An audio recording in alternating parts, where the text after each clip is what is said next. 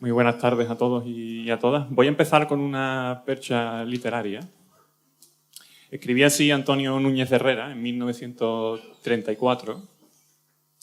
La verdad es que la gente no se acuerda ahora mismo de quién hizo el mundo. El Génesis. Hablarles de eso y veréis qué caros ponen los armados de la Macarena. El Génesis no interesa.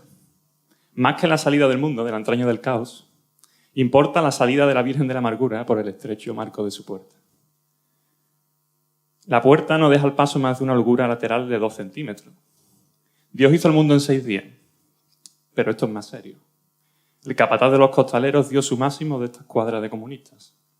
No usa barba ni se toca con un triángulo isósceles. Pero ahora mismo es más interesante que Jehová. Jehová dijo, Fiat Lux, y el capataz, a esta es, que es mucho más sencillo. Antonio Núñez de Herrera, que nos sirve para darnos el nombre de nuestra asociación, también Chávez Nogales, al principio del siglo XX, Gustavo Adolfo Bécquer en sus crónicas literarias en el siglo XIX, todos enfocaron las fiestas de una forma muy diferente, muy literaria, pero que tenían un punto en común.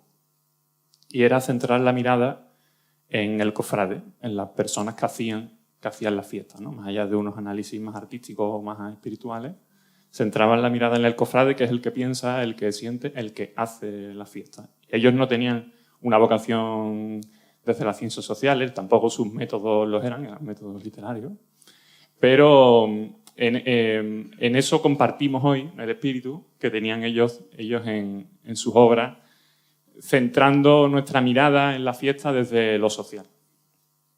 Me presento, soy Pablo Domínguez, soy profesor de Sociología en la Universidad Pablo de Olavide y también soy cofrade. Y por cuestiones vitales y de nuestra educación, yo primero fui cofrade y luego sociólogo. Soy cofrade desde que era niño. Desde chico me gustan los pasos, ¿no? Y claro, cuando entré en sociología y sobre todo en antropología, empezamos a leer y me llegó el libro de Isidoro Modeno a mis manos y bueno, supuso una lectura apasionante y un descubrimiento, porque yo decía, bueno, esto que vivo yo todos los años y en lo que me siento inmerso, tiene esta posibilidad del estudio, del acercamiento desde un punto de vista social, ¿no? Y decía, cuando lo leía, pues mira, dentro de este fenómeno se reflejan relaciones de poder, desigualdades sociales, identidades de género. Puedo acercarme desde entonces, desde que leí esa interpretación, me acerco a este fenómeno que sigo disfrutando desde otra manera, ¿no? Y ese es uno de los objetivos de TEIR, uno de los objetivos de esta jornada, acercarnos a este fenómeno desde el punto de vista social, ¿no? Hoy tenemos esta primera mesa que se titula Religiosidad popular desde las ciencias sociales y tenemos la suerte de que 3 personas con un currículum extenso y con muchísima experiencia en la materia hayan decidido aceptar nuestra invitación y estar ahí con nosotros. Voy a presentarlas.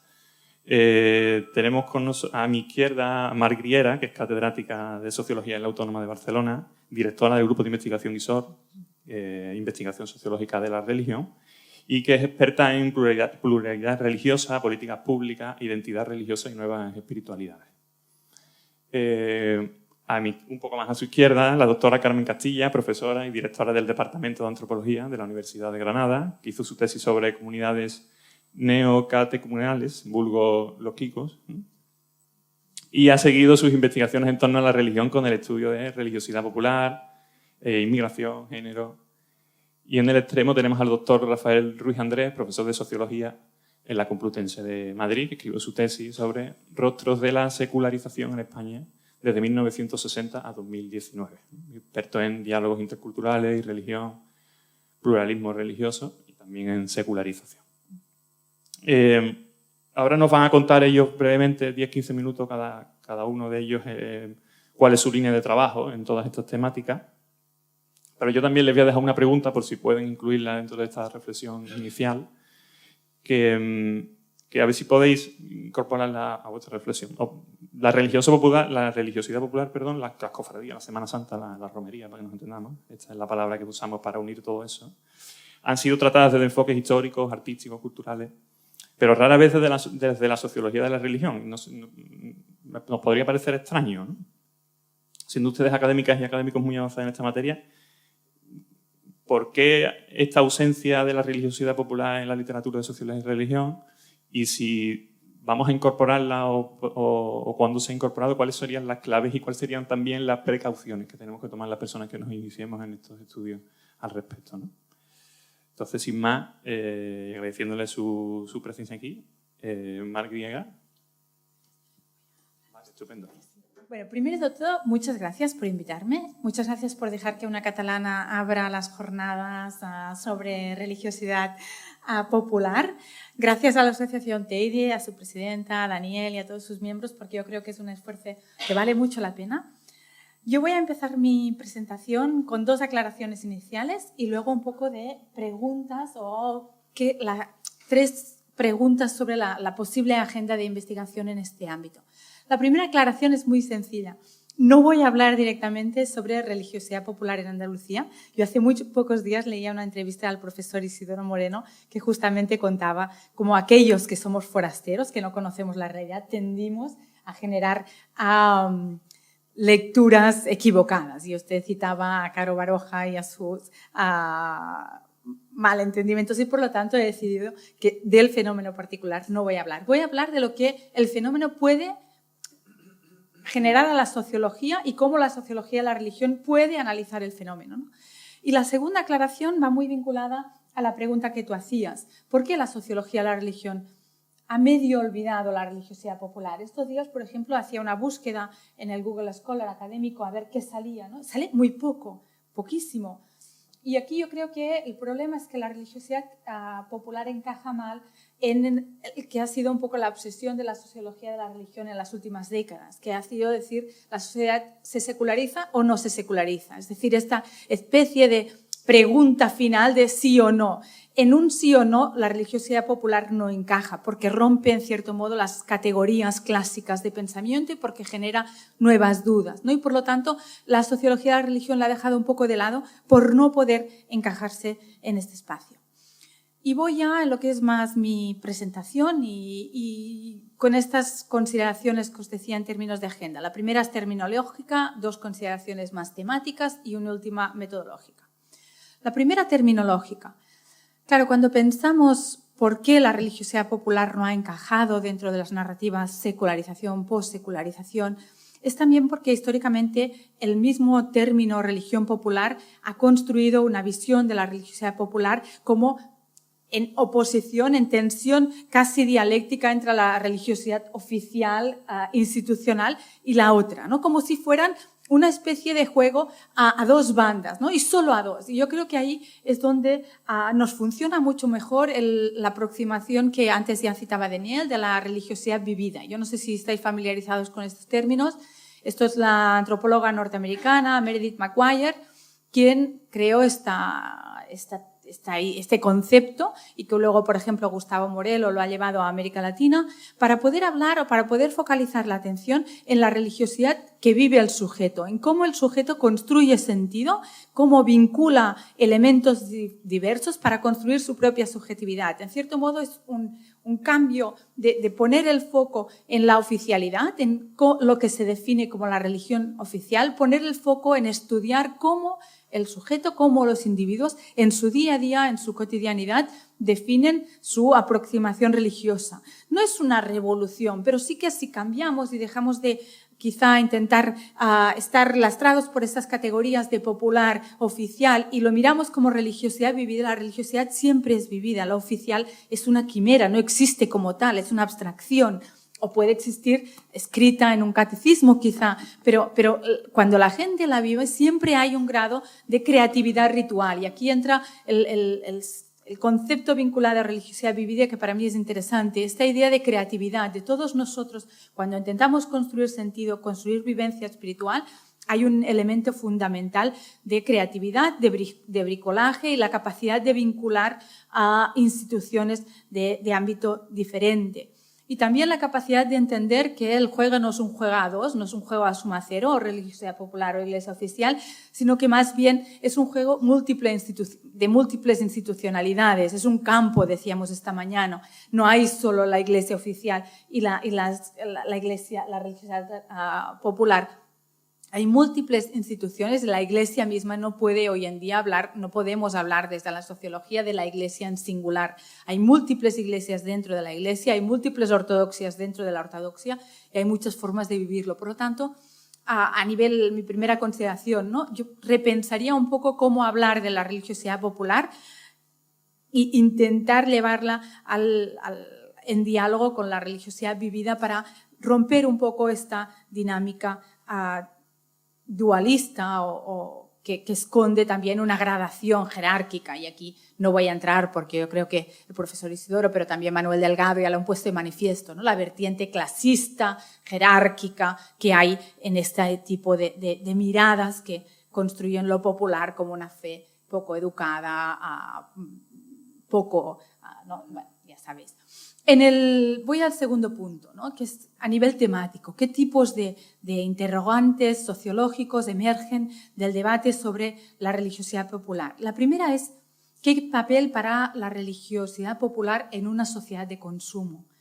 Y aquí no tengo respuestas, más preguntas, pero es ¿hasta qué punto la fragmentación de la experiencia religiosa que vemos en muchos otros espacios, también aquellos que no son Andalucía, que no hay esta religiosidad popular, tiene también un impacto aquí? ¿En qué manera, por ejemplo, se articulan diferentes experiencias religiosas y cómo este papel se puede vincular a un comportamiento más de comprador, de consumo, que a un comportamiento de una identidad que se articula de forma clásica? ¿Qué papel tiene, por ejemplo, o de qué manera también se combina la religiosidad popular con otras formas de espiritualidades? Digo, por ejemplo, ya hablábamos esta mañana, en Cataluña yo hablo mucho de los budas de jardín. Yo no sé hasta qué punto en Andalucía también hay budas de jardín, este tipo de... ¿Cómo se combina esto con una vivencia de religiosidad popular? Hay los altares cotidianos, la mayoría, ¿no? Hay mucha investigación sobre la mayoría de ciudadanos construyen altares en sus casas, pequeños altares que no son reconocidos como tales, pero donde hay las fotos de los muertos muchas veces, una pequeña figurita. ¿Cómo estos altares se reconfiguran en tiempos en los que los objetos religiosos forman parte del mercado y donde puedes comprar quizá una estampita y luego comprar un cuarzo y luego poner un incienso? Cómo, en cierto modo, esta globalización del mercado religioso tiene también un impacto en reconfigurar esta religiosidad popular. Pero también cómo en un contexto de neoliberalismo y de crecimiento también del individualismo, donde cada vez más la búsqueda de la verdad pasa por los sentidos, por el cuerpo, yo cuando hablo de espiritualidad, ¿no? Y cuento muchos de las personas que entrevisto que hacen yoga o hacen meditación y te dicen, es que yo lo siento, ¿no? Es que yo necesito sentirlo. Esto es seguramente algo muy parecido a la devoción popular, este sentir. Claro, este sentir como espacio de autentificación de la creencia es también fundamental en los ámbitos de la religiosidad popular. En relación a estas lógicas de consumo, dos cosas muy breves que a mí se me ocurren que son interesantes para estudiar la religiosidad popular desde un punto de vista sociológico. La primera es que Adam Posamay, que es un sociólogo australiano, él habla de la gentrificación de la religión.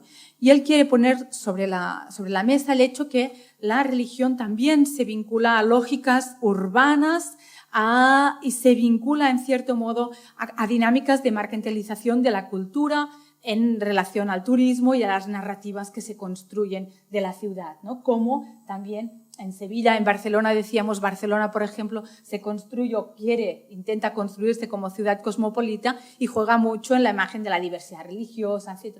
¿Qué papel juega en Sevilla esta religiosidad popular en construir una ciudad para el turismo, una marca urbana, ¿no? Cómo se imbrican las lógicas también espaciales de, por ejemplo, la vivienda, ¿no? A estos días está encima de la mesa. Cómo la construcción de los barrios, la vivienda, influye en la configuración también de la religiosidad popular. Y otro concepto clave en esta línea de neoliberalización es el tema de la domesticación de la religiosidad.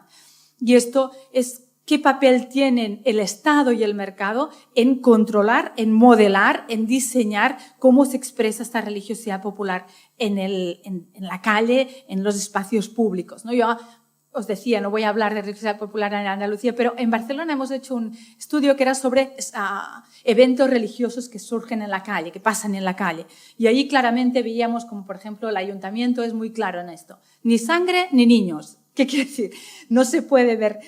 Dejaban en el caso de la shura musulmana, no sé si sabéis cuál es el ritual de la shura, es el ritual.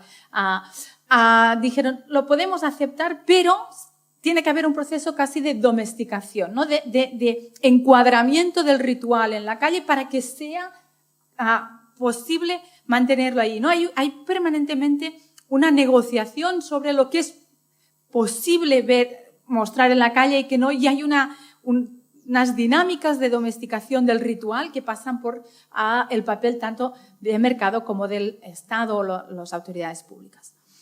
Y voy para la segunda, he dicho 2 cuestiones temáticas, la segunda temática que es intentar pensar, y cuando me pase me puedes avisar, que a veces voy hablando, pero el segundo tema que para mí parece muy interesante en analizar la religiosidad popular es cómo vincularla con todas las aproximaciones que hablan sobre la religiosidad material.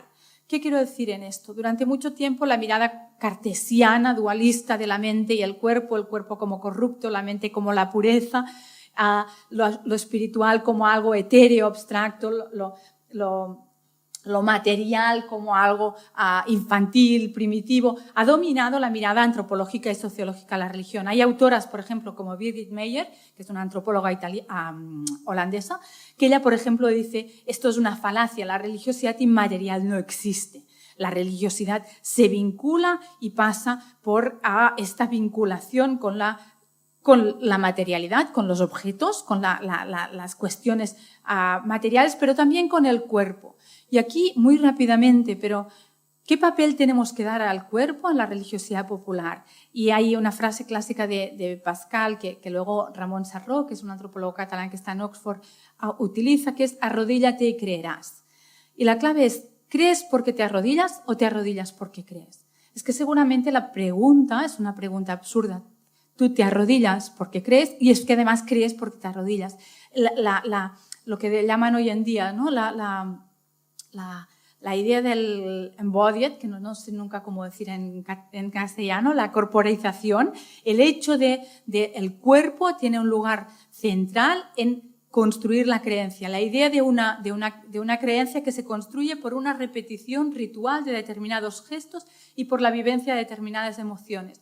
Durante muchos años las emociones han sido vistas como esta cosa que teníamos que tolerar si queríamos vivir la religiosidad. Pero es que la emoción y la religiosidad son indivisibles. No hay creencias sin emoción. La idea que la creencia, el conocimiento, se absorbe de una forma desligada de lo emocional y de lo corporal y de lo material es una afirmación que no tiene capacidad de sostenerse. El cuerpo es un espacio de memoria y la memoria es la base del ritual y el ritual es la base de la construcción de comunidades que no son solo individuales, sino también colectivas, los cuerpos colectivos que juntos, ¿no?, construyen una religiosidad que va más allá de este cuerpo, ¿no? A veces cuando se habla de efervescencia religiosa, ¿no?, del momento de la Semana Santa, pero también cuando en un ritual religioso, por ejemplo, neocatecumenal, pentecostal, se tiende a pensar que la efervescencia es una cuestión momentánea, ¿no? Tú vas allá, sientes algo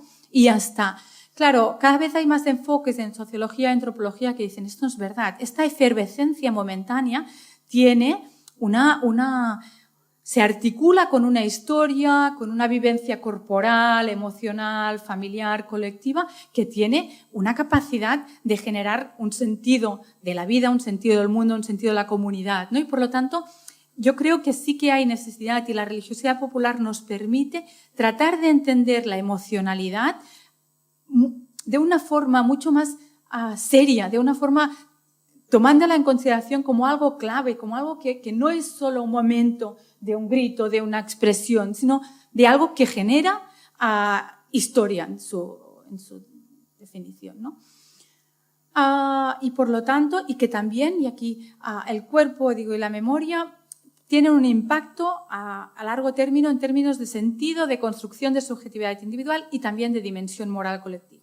Y ya para terminar, mi última consideración es más de tipo metodológico. Y aquí pensaba, ¿qué puede aportar la sociología de hoy en día para entender la religiosidad popular en nivel metodológico? Y pensaba en una teoría que está muy de moda y que muchos seguramente habréis oído hablar, de Latour y de la Actor Network Theory, que es las teorías que nos dicen que los objetos tienen agencia. ¿Qué quiero decir en esto? Que dicen, durante muchos años la sociología solo tenía en consideración la gente que habla, ¿no? Los humanos. Y hay este autor que murió hace poco, Bruno Latour, que dijo, no, los objetos, las cosas, lo material también tiene capacidad de crear cosas, de tener agencia, de generar realidades. Y claro, aquí, para mí, lo interesante de esta manera es preguntarse qué producen los objetos, qué crean, qué cambios generan. Hemos estado muchos años preguntándonos por qué la gente cree lo que cree, por qué la gente va a una procesión, por qué la gente va. Y quizá lo interesante sería cambiar la pregunta y preguntarse qué es lo que una estampita, una virgen, una imagen puede generar, qué es lo que provoca, qué es lo que el objeto en sí está creando, qué emerge a partir de él. Porque cambiar la mirada nos permite verlo desde otro punto de vista que nos da pistas sobre cómo estos objetos sagrados tienen capacidad de generar una conexión, una mediación con lo trascendental, con lo espiritual, y también tienen capacidad de generar muchas otras cosas. Y aquí seguramente es lo interesante de estudiar la religiosidad popular en Andalucía, entender que todas estas imágenes que pueblan las casas, las iglesias, las calles, no son objetos inertes, solo materialidad, sino que son objetos con una capacidad de creación, de generación y de articulación de nuevos presentes, pero también de nuevos futuros. Y muchas gracias por vuestra atención. Bueno, buenos días. Yo soy Carmen Castilla y, en primer lugar, pues quiero igualmente agradecer a Daniel, al Departamento de Sociología de la Universidad Pablo de Olavide y a la Fundación Teide también, pues por por haber contado conmigo, ¿no?, en estas jornadas. La verdad es que desde siempre me hace mucha ilusión pues hablar sobre religiosidad popular, porque yo digo que participo, me gusta y estudio la religiosidad popular desde que era chica, ¿no? Como me suelen comentar muchos de mis compañeros ya un poco más mayores, ¿no? En realidad yo empecé trabajando sobre religiosidad popular. Hice pues mis estudios de antropología aquí en la Universidad de Sevilla, luego me fui a Granada y luego pues la verdad es que la religiosidad popular ha estado presente siempre en todos mis estudios, ¿no? Principalmente pues desde mi profesión como antropóloga, como profesora de antropología y más concretamente como profesora de antropología de la religión, que luego pues le hemos cambiado el nombre cuando ya se ha puesto en funcionamiento el grado y ahora se llama antropología de las creencias, rituales y religiones.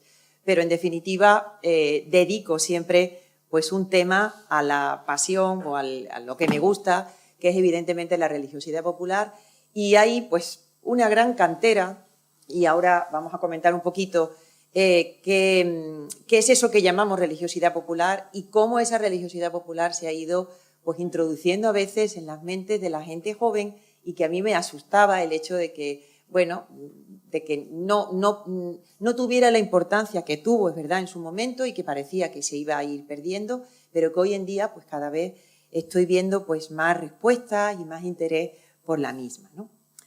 Bueno, me van a permitir que lea un poquito, porque si no me voy a desviar, porque esto tiene mucho también que ver con la emoción, y yo me emociono pues a hablar de antropología de la religión porque es lo que me gusta, ¿no?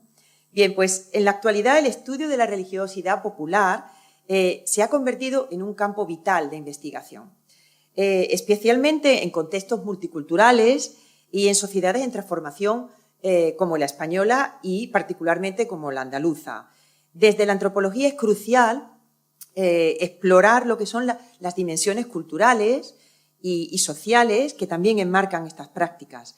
La religiosidad popular, creo que Mar también nos lo ha dejado muy claro, no solo refleja la fe de las comunidades, sino también actúa como un componente esencial y en la construcción de identidades. Eso no lo digo yo, lo dice Isidoro Moreno, y esta tarde creo que nos va a explicar muy bien qué es eso. Pero un componente esencial en las construcciones de las identidades colectivas, en la cohesión social. A mí sí me gusta definir religiosidad popular, y es verdad que siempre lo contraponemos, y en antropología de la religión quizás yo siempre lo explico pues, para hacernos entender, porque muchos estudiantes nos preguntan ¿qué es la religiosidad popular? ¿Por qué le llamamos religiosidad? ¿Por qué no religión popular? La religiosidad popular se define como un conjunto de prácticas, creencias y rituales que emergen de manera espontánea, y a mí me parece que eso también es muy importante. Dentro de comunidades, distanciándose a veces de estructuras formales y organizadas de las religiones. Estas manifestaciones están profundamente arraigadas en la vida cotidiana y son influenciadas por tradiciones locales y por valores comunitarios. Se ha identificado con la forma en la que vive la religión el pueblo llano. ¿Qué es eso? Pues el pueblo, en realidad el pueblo, todos. En oposición terminológica con la religiosidad oficial o incluso la religión oficial. No se habla de religiosidad oficial, sino religiosidad popular y religión oficial. Quizás para remarcar, y es verdad que se ha remarcado esa especie de jerarquía entre la religiosidad popular como lo popular, lo más llano, lo más, entre comillas, vulgar, y luego las élites. Y es en las élites donde se enfoca, donde se ubicaría esa religión oficial de intelectuales, de jerarquías eclesiásticas. Podríamos decir además que las diferencias entre ambas religiosidades, porque yo hablo de religiosidades y distingo entre religiosidad y religión, religiosidades porque son dos formas de vivir la misma religión, ¿no? Son esencialmente dos esas diferencias entre ambas. La oficial, considerada quizás como la manifestación, teniendo en cuenta que la manifestación de lo sagrado, eso que Mircea Eliade llamaba hierofanías, ¿no?, como lo más importante, mientras que la religiosidad popular se centra en las prácticas rituales y en la forma de mantener esa relación propiciatoria con los seres sobrenaturales, si le podemos llamar así. Por otro lado, la religiosidad oficial se transmite mediante mecanismos de socialización más internos en las instituciones religiosas, seminarios, instituciones de enseñanza religiosa o incluso catequesis, mientras que la religiosidad popular lo hace en el ámbito familiar, en el ámbito local, mediante vivencias colectivas de todo tipo, tradiciones populares, peregrinaciones, festividades, romerías, procesiones, en definitiva, muchos rituales y rituales de paso. También podemos considerar que la religiosidad popular es una manifestación de la fe vivida. Y a mí me gusta mucho el término de religiosidad vivida, porque en realidad los que participamos o no participamos, ¿no?, de la fe, sí participamos de la vivencia, de las emociones y de lo que sentimos, ¿no?, incluso siendo creyentes o no creyentes, ¿no?, que eso es para mí lo más interesante dentro de todo este contexto de la religión, ¿no? Porque muchas veces incluso mis estudiantes me preguntan, ¿hay que ser creyente para hacer antropología de la religión? Ese debate, ¿no?, de si realmente tú tienes que estar metido dentro o no, pues para entenderlo, para sentirlo. Yo digo que no, que evidentemente lo que tienes que creer es que los demás sí creen, ¿no? No necesariamente el que crea tengas que ser tú, ¿no? Pero sí tienes que guardar un respeto, porque los demás evidentemente son los que te van a dar ese significado y esas creencias, ¿no? En el contexto español, y voy pues, a empezar quizás en este debate terminológico para luego pues, introducirnos más, igual que ha hecho mi predecesora Mar, introducirnos también en qué es lo que aporta la antropología de la religión. Bien, en el contexto español la religiosidad popular se ha asociado principalmente con el catolicismo.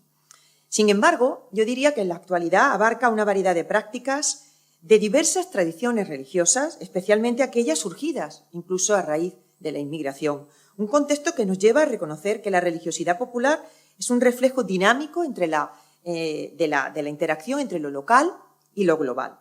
En medio de los procesos de secularización y globalización que enfrentamos hoy en día, la religiosidad popular, principalmente desde la antropología y también desde la sociología, se mantiene como una fuerza viva, ¿no? Yo diría que a pesar de las predicciones que sobre el fin de las religiones, pues hemos leído, ¿no? Y a lo largo de todo el siglo XIX y todo el siglo XX ha habido esa amenaza, esa predicción de que las religiones terminarían por desaparecer y a nadie les interesaría, porque ni siquiera el ser humano más creyente pues, tendría necesidad de apoyarse en esas prácticas, ¿no?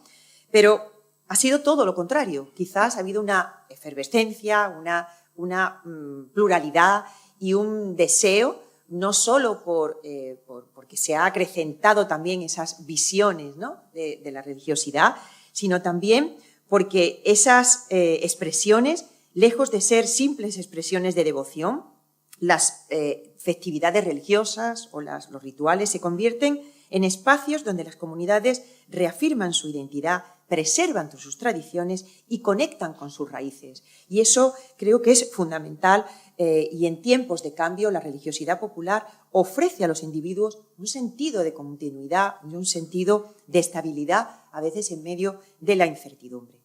Bien, pues en este contexto, y pasaríamos a una segunda parte, ¿qué es lo que puede proporcionar la antropología en este ámbito, ¿no?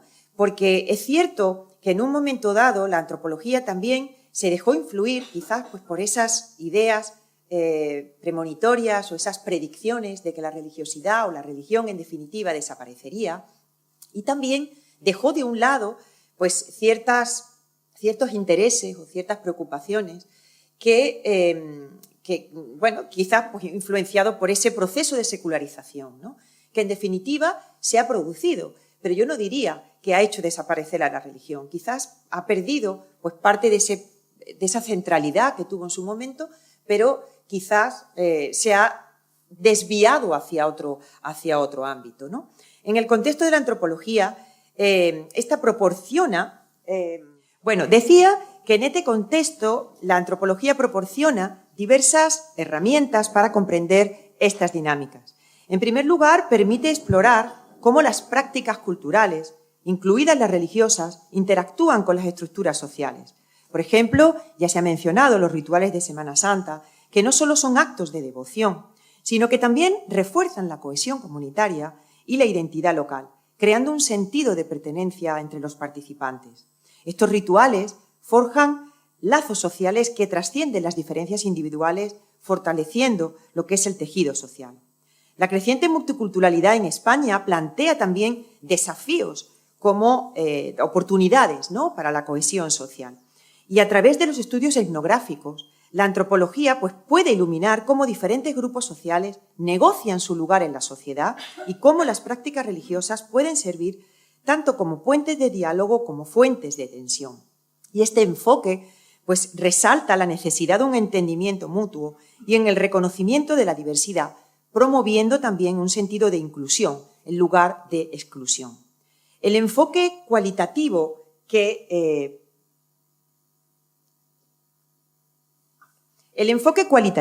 caracteriza a la antropología también juega un papel fundamental.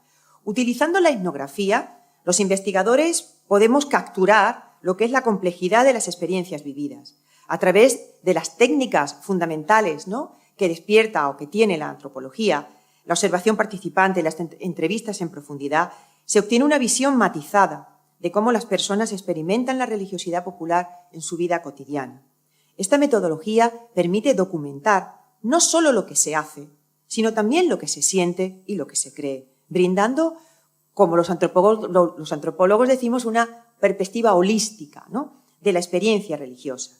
Y es precisamente ese enfoque holístico de la antropología uno de los aportes significativos. Este enfoque integra aspectos económicos, aspectos políticos, aspectos culturales, lo que permite comprender cómo la religiosidad popular se interrelaciona con otros aspectos de la vida social. Las prácticas religiosas, por ejemplo, pueden verse influenciadas por políticas públicas, condiciones económicas locales y tendencias globales, creando un entramado complejo de interacciones. Este enfoque holístico permite entender las religiones no solo como fenómenos aislados, sino como parte de un entramado social mucho más amplio. Los rituales y símbolos, que son fundamentales para la construcción de identidades colectivas, también recibe atención por parte de la antropología. A través de su análisis, de cómo estas prácticas ayudan a las comunidades a definir su lugar en el mundo y a legitimar estructuras de poder, se puede comprender la función social de la religiosidad popular.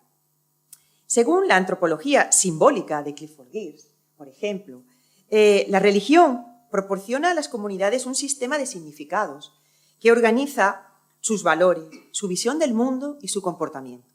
Pero también el antropólogo Víctor Turner, en su momento, nos destacó el carácter performativo de los rituales religiosos como medio de cohesión social. Así, la religiosidad popular actúa como un lenguaje simbólico que estructura la vida comunitaria y refuerza la identidad cultural. Las prácticas religiosas populares, como las fiestas patronales o las peregrinaciones, reúnen a las personas en torno a rituales compartidos que fortalecen la cohesión social, celebrando la historia y la identidad de la comunidad. La globalización, además, ha transformado las dinámicas culturales, generando debates sobre la homogenización frente a la hibridación. La antropología ofrece muchos ejemplos etnográficos que demuestran cómo las comunidades adaptan sus prácticas religiosas en respuesta a influencias globales, creando nuevas formas de expresión que reflejan tanto su herencia cultural como su contexto contemporáneo. Y este fenómeno se observa claramente en la manera en que las tradiciones religiosas se reinterpretan y se reinventan a medida que las comunidades se enfrentan a este mundo en constante cambio. Recientemente, la antropología ha cambiado, ampliado su enfoque hacia áreas como el género o también, y es otro de los intereses que actualmente está teniendo más el tema de la religiosidad popular, hacia el patrimonio etnológico y el turismo. Creo que también se ha comentado antes. En este sentido, si hablamos de género, los roles de género han marcado la experiencia religiosa de las mujeres. Lo cierto es que las mujeres han estado siempre presentes en la construcción de la historia de los pueblos y su rol ha sido fundamental, no solo en lo que se refiere a la reproducción biológica, sino también a la reproducción social y cultural. Ellas han sido las dadoras de la vida, pero también las transmisoras de los conocimientos, de las actitudes y las prácticas necesarias para la supervivencia del grupo y para el ámbito que nos afecta, pues evidentemente han sido las transmisoras de la religiosidad popular. Por otro lado, el patrimonio inmaterial también incluye prácticas y tradiciones que las comunidades consideran parte de su identidad grupal. Ejemplos como las romerías y las fiestas patronales ilustran cómo la religiosidad popular se entrelaza con la cultura local. El turismo religioso, por su parte, permite explorar la dinámica entre la autenticidad cultural y la comercialización de tradiciones, revelando cómo las comunidades navegan entre preservar o la preservación de su patrimonio y las exigencias del mercado turístico. El patrimonio etnológico en España abarca el conjunto de manifestaciones culturales inmateriales que reflejan las tradiciones y los modos de vida de las comunidades. Esto incluye a las fiestas, a los ritos, a las danzas y también a las expresiones de religiosidad popular que son fundamentales para la identidad cultural de regiones y pueblos. La religiosidad popular es un elemento central hoy en día considerado como el patrimonio etnológico y cultural de España. Manifestaciones como la Semana Santa, pero también las peregrinaciones del Camino de Santiago o las romerías como la del Rocío son ejemplos de cómo estas prácticas entrelazan lo religioso con la cultura local. Festividades que son reconocidas no solo por su significado religioso, sino también por su valor cultural y su contribución a la identidad local. Y para terminar, ya diría que uno de los principales retos para la conservación de la religiosidad popular como patrimonio es precisamente el equilibrio entre preservar las tradiciones y adaptarlas a realidades contemporáneas. Muchas veces la despoblación rural y la falta de relevo generacional amenazan la continuidad de ciertas prácticas. Además, en eventos como la Semana Santa, se generan debates sobre la mercantilización de las tradiciones, el uso turístico de las procesiones, lo que plantea la cuestión de cómo mantener la esencia de esas celebraciones en un mundo cada vez más moderno. Como conclusión, La antropología realmente proporciona, pensamos, una perspectiva rica y multifacética al estudio de la religiosidad popular. En un mundo cada vez más diverso y globalizado, estas prácticas, como comentaba, no son meramente expresiones de fe, son elementos clave en la construcción de identidades y en la cohesión social. Al participar en esta mesa con colegas sociólogos y sociólogas, invito a considerar cómo nuestras disciplinas pueden complementarse para profundizar en el entendimiento de la religiosidad popular. La colaboración interdisciplinaria pienso que puede abrir nuevas vías para investigar y reflexionar sobre los retos y sobre las oportunidades que estas prácticas representan en nuestras sociedades contemporáneas. A medida que nos enfrentamos a nuevos desafíos, es fundamental seguir explorando estas dimensiones en un diálogo continuo que promueva una comprensión más profunda de lo que significa ser y formar parte de una comunidad en el siglo XXI. Al hacerlo, no solo enriqueceremos nuestra comprensión de la religión, sino que también intentaremos abordar cuestiones mucho más amplias, que incluso rebasan lo que es el ámbito estrictamente religioso, porque, como decía Pierre Bourdieu, todos hablamos de ellas, porque ellas hablan de todo, refiriéndose precisamente a las religiones, ¿no?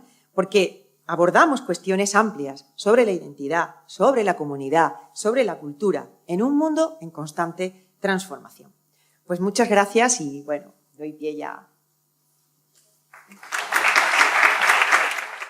Muchísimas gracias a los compañeros y compañeras de la Universidad Pablo de Olavide, particularmente a ti, Daniel, por la invitación a estas jornadas, por la organización de este conjunto de ponencias que vamos a escuchar en el día de hoy. Muchas gracias a todas, a todos y a mis compañeras que me han precedido en el uso de la palabra, que siempre es un gusto escuchar y seguir aprendiendo con ellas. Quiero dar como 2 coordenadas antes de empezar la ponencia. La primera es sobre mi posición en el campo del estudio de la religiosidad popular. Cuando me invitaba a Daniel, yo me dedico a sociología de la religión y particularmente a la secularización, no religión, ateísmo, agnosticismo, catolicismo possecular. No sabía realmente si alguna vez había tratado la religiosidad popular. Es una duda que sigo teniendo. Digo, si yo no he trabajado la religiosidad popular, pero luego releyendo cuestiones que he ido preparando, quizá sí, porque en definitiva, ¿qué es la religiosidad popular? Y sobre eso también hablaremos en el día de hoy. Y la segunda es mi coordenada existencial, también con ese alegato emotivo con el que empezaba Pablo, y releyendo en estos días a Isidoro Moreno, yo vengo de la otra gran coordenada semana santera del Estado español, que es Castilla, y me encantaba releerte, Isidoro, cuando decías que en Castilla la Semana Santa no es esa continuidad con la vida, sino que es más bien ruptura, ¿no? Y yendo a una antropología simbólica muy básica, es que quizá en Andalucía celebráis el inicio de la primavera y en Castilla sigue siendo el final del invierno. Y me recordaba, ¿no?, de esta parte que quizá también está en el origen de por qué me interesa esto de la religión. Recordaba a mi abuela, a mi abuelo, diciendo, coge el abrigo que vas a coger frío, porque es que en Castilla, en abril, todavía hay noches de 0 grados, noches con temperaturas negativas. En esta breve intervención, cuyo objetivo ante todo es estimular el debate y conversación, quiero comenzar con 2 documentos que nos van a situar en la realidad que quiero traer a la mesa de esta conversación, de este debate. El primero es un reportaje del diario El País, publicado en el año 2018, y que se titulaba Jóvenes ateos y cofrades. El segundo es una noticia del diario.es de la Semana Santa del 2023, que se llamaba Semana Santa en la España laica, procesiones llenas e iglesias vacías. Son 2 ejemplos de un elenco mucho más amplio de noticias, reportajes, columnas de opinión, blogs, en los que se puede rastrear una misma sensación, además una sensación bastante sociológica, que es la extrañeza. Extrañeza ante la conjunción utilizada, ateos y cofrades, iglesias vacías y procesiones llenas. A pesar de estudios como los de Isidoro Moreno, que desde esta tierra ha mostrado antropológicamente el espectro amplio de perfiles que participan en fenómenos que seguimos catalogando de religiosidad popular, como la Semana Santa, continúa siendo extraño para algunos, para algunas, hablar de ateos y cofrades, porque en cierto modo parece contraintuitivo a nivel lógico. Y no solo es extraño para algunas conciencias, y aquí abordo la pregunta que nos planteaba Pablo, es también en cierto modo extraño para la sociología de la religión. Es extraño, en cierto modo, para los fundamentos teóricos mismos de la sociología de la religión, y no solo un sesgo cristianocéntrico en la sociología de la religión y en la construcción de la religión en la modernidad, sino también de un sesgo protestante, que es la reducción de religión a creencia religiosa, a una sola dimensión de esa religiosidad, como ya denunciara Bruno Latour, que también señalaba la profesora Mar Griera. No solo contradice parte de los presupuestos teóricos, sino contradice, en cierto modo, la que ha sido la narrativa maestra en sociología de la religión, que es la secularización. Y a este respecto conviene recordar que en los años 60 principalmente, que es cuando se crea este corpus teórico en torno a la secularización, en gran parte del debate sociológico estaba sobre la mesa la idea de que a mayor modernización, bien, las religiones no desaparecerían, ¿no?, que a veces también se tiende a simplificar los presupuestos teóricos de la sociología de la religión, no desaparecería, pero sí se privatizaría, entraría en declive, se invisibilizaría, como decía el famoso libro de Thomas Luckmann. Sin embargo, la realidad social de países como España, la realidad social de nuestro mundo, ha ido por otros derroteros, alejados de este declive irremediable de la religión. Y nos obliga a pensar cómo dinámicas que aparecen como contradictorias a priori acontecen de manera simultánea e incluso en un contexto denominado de secularización.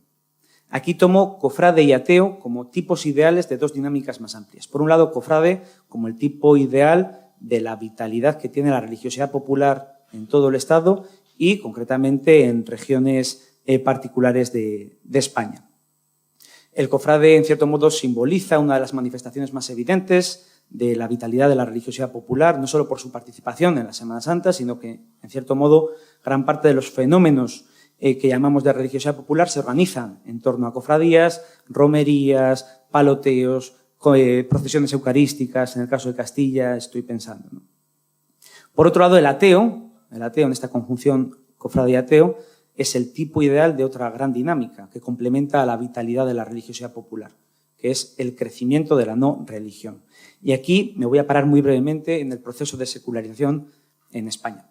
Tenemos que recordar que hasta finales del siglo XX el proceso de secularización fue una suerte de desacople entre la religiosidad cotidiana y los contextos culturales e identitarios.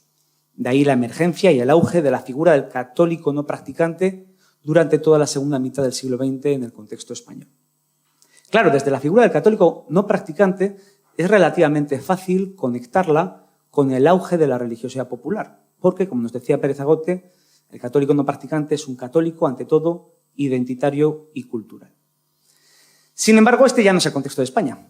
Este es el contexto de España hasta hace unas décadas y desde el inicio del siglo XXI lo que genera realmente la dinámica socioreligiosa más importante de este país es el aumento de la no religión.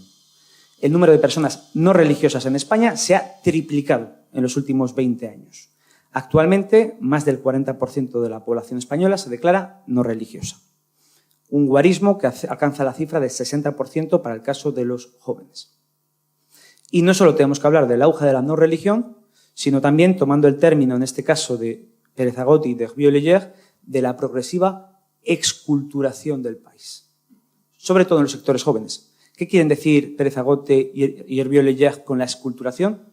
Que es que no solo que la gente no se identifique como católica, sino que sobre todo con una socialización cada vez menos religiosa, lo que estamos hablando es que sobre todo la gente joven está cada vez más alejada del universo cultural y simbólico del catolicismo que le es extraño, que le es ajeno.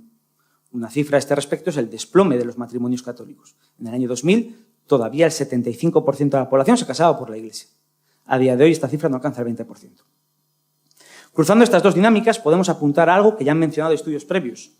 Los fenómenos de religiosidad popular exceden no solo los límites de los más piadosos, sino también incluso van más allá de las fronteras de la misma religión, adquiriendo cierta transversalidad entre los perfiles religiosos y no religiosos. De hecho, según los datos del CIS para marzo de 2023, para el conjunto del Estado español, más del 8% de indiferentes y de agnósticos en España señalan que participan frecuentemente en las procesiones. Claro, esto es para el conjunto del Estado. ¿Qué pasa si vamos a Andalucía? En el caso de Andalucía, el 16,6% de agnósticos, 18,8% de indiferentes y 11,4% de ateos declaran participar normalmente en las procesiones de Semana Santa. Una cifra que es mucho mayor si añadimos las estadísticas sobre participan frecuentemente o con cierta asiduidad. Estos son los que participan en la Semana Santa. Todo ello sin contar aquel sector, quizá todavía más amplio, que se declara católico exclusivamente por el hecho de estar vinculadas a un fenómeno de religiosidad popular. Tantas personas que se siguen autoidentificando como católicas porque participan en tal o cual acto, en una cofradía, o veneran una figura especialmente querida, como sucede en cierto modo con el culto guadalupano en México. Cofrades y ateos no son una rara avis y desde un ejercicio prospectivo, cruzando ambas dinámicas, cofrades y ateos, religiosidad popular y auge de la no religión, podemos intuir su potencialidad para el futuro. Sin embargo, lo cierto es que para comprenderlo necesitamos afinar nuestra mirada sociológica a la luz de ciertos debates que desde la sociología de la religión se están planteando con fuerza desde inicios del siglo XXI y que para el caso de España ya han ido adelantando algunos autores y autoras. Para motivar esta conversación propongo 4 líneas de aproximación, 4 debates que nos permitan abordar esta realidad de la religiosidad popular en el siglo XXI y de la presencia de sectores no religiosos en ella. La primera cuestión, el primer debate ya clásico, es el diálogo pasado-presente en torno a la religiosidad popular y su compleja relación con uno de los escurridizos términos que es la tradición. En cierto modo, el reconocimiento de que toda tradición es un ejercicio continuado de diacronía. Evita las trampas del tradicionalismo, que se aproxima a la tradición tomándolo como una foto fija, una foto congelada y en muchas ocasiones con usos en el juego político, como estudia Avi Astor en sus debates sobre la culturalized religion, sobre la religión culturalizada. Si algo nos enseña la sociología histórica es que tradición es reinvención. Y como nos recuerda Michel de Certeau, cada época adapta la religiosidad a las coordenadas de su momento. Aquí emergen sin duda varias preguntas sobre qué es religiosidad popular en este tiempo presente e incluso sobre los límites de la religiosidad popular en la actualidad. ¿Cuáles son las manifestaciones, las creaciones propias de la religiosidad popular en esta era digital, de cultura de masas, global en la que vivimos? ¿Y cómo se entrecruzan con las otras formas quizá más clásicas de religiosidad popular? Esta pregunta me surge al hilo de un intercambio de tweets que tuvimos Dani y yo, porque en el último año he estado trabajando con un grupo querido de sociólogas de la Universidad del País Vasco, Ignacia Perugorría y Joseba García Martín, sobre Hakuna. No sé si lo conocéis, este movimiento católico. Un movimiento católico con profundo entronque en la cultura popular de este contexto digital a través del uso de las redes sociales y de la música pop. ¿Cómo entroncan estas viejas y nuevas religiosidades populares? ¿Se establecen relaciones entre ellas? En esta primera línea de reinvención continua de la tradición y centrando nuestra mirada en los cofrades ateos, cabe formular el interrogante en torno a los procesos de resignificación que pueden experimentar estas manifestaciones, cimentadas en el imaginario del catolicismo, a través de la participación de sectores que no solo no son religiosos, sino que sobre todo, en muchos casos, están altamente esculturados, es decir, alejados del universo cultural del catolicismo y, por tanto, sin recursos para restablecer las relaciones entre significantes y significados del mundo simbólico que sustenta esta religiosidad popular. Segunda línea de debate, segunda línea de cuestionamiento. El análisis de fenómenos como los ateos cofrades nos obliga a continuar con el esfuerzo de revisión de la teoría de la secularización. Sin duda, el proceso de modernización tiene consecuencias para las religiones, pero estas no son el declive o la desaparición de lo religioso. Es decir, en una lectura llana, secularización no es igual a menos católicos, más ateos, sino que más bien secularización es igual a pluralidad de formas religiosas e irreligiosas y el entrecruzamiento entre ellas. Decir que España es una sociedad secularizada no es decir que es una sociedad atea, sino que es una sociedad con espirituales no religiosos, católicos más o menos institucionalizados, otras muchas confesiones, religiones, de no religiosos que participan en eventos a priori religiosos, etc. De este reconocimiento profundo de la secularidad como pluralidad surge el paradigma postsecular anunciado, entre otros, por Jürgen Habermas. Tercer debate, tercera línea de cuestionamiento, y muy en relación con el anterior punto, la necesidad, que además apuntaban tanto Carmen como Mar en esta misma dirección, la necesidad del paso de lecturas normativas y habitualmente macro del proceso de secularización hacia el paradigma de la religión vivida. como en sociología y en antropología vienen defendiendo Macquarie o Hamerman. Esto es particularmente importante en cuestiones como la religiosidad popular, que constituyen, tomando prestadas las palabras de Marcel Mauss a través de Isidoro Moreno, hechos sociales totales, lo que genera que haya tantas Semanas Santas, tantas romerías, como personas participan en ellas. Esta perspectiva desde el actor, que nos proporciona la religión vivida, nos ayuda a salir de las prenociones, porque nos revelan que los límites entre religioso y secular de un lado, pero también del campo religioso con otros campos de la estructura social, lo económico, lo cultural, lo político, son ante todo difusos desde la vivencia del actor. Y es precisamente ese difuminado el punto de partida para abordar la complejidad de lo real. Les pongo un ejemplo, también de una cuestión citada, el Camino de Santiago.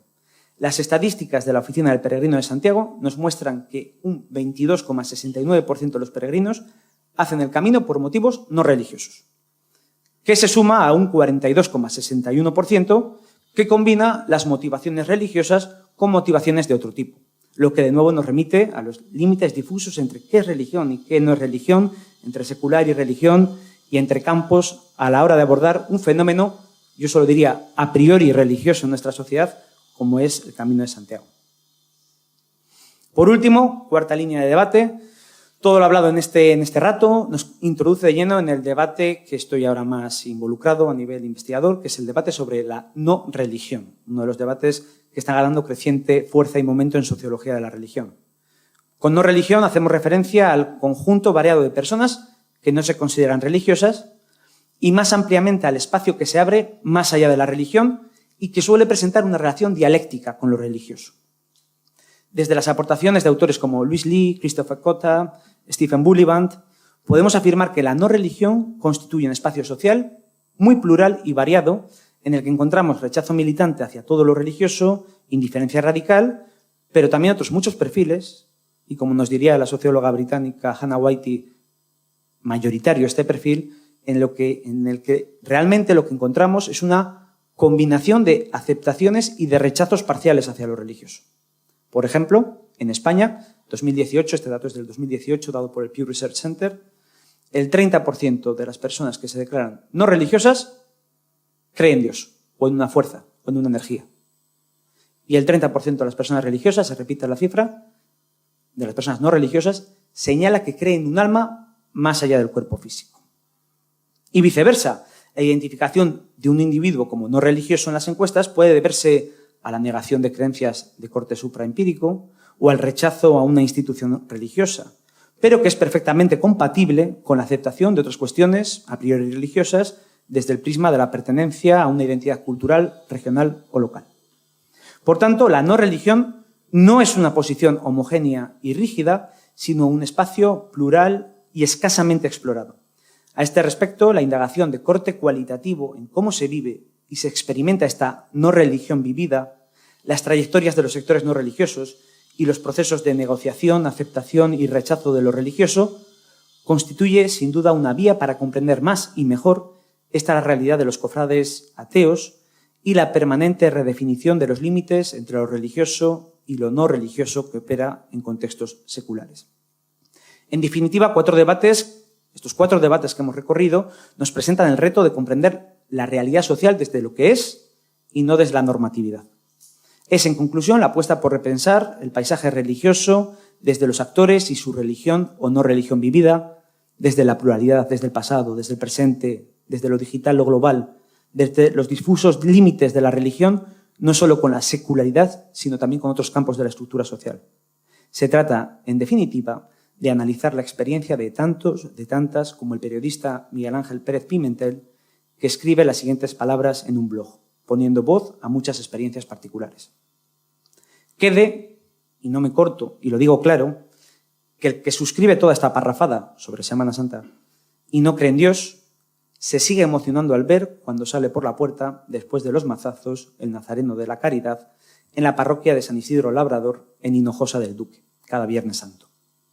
Y no es fe, es esa heterodoxia extraña, rara y emocionante que tenemos los que queremos tener fe y no podemos, los que somos ateos y cofrades. Muchas gracias.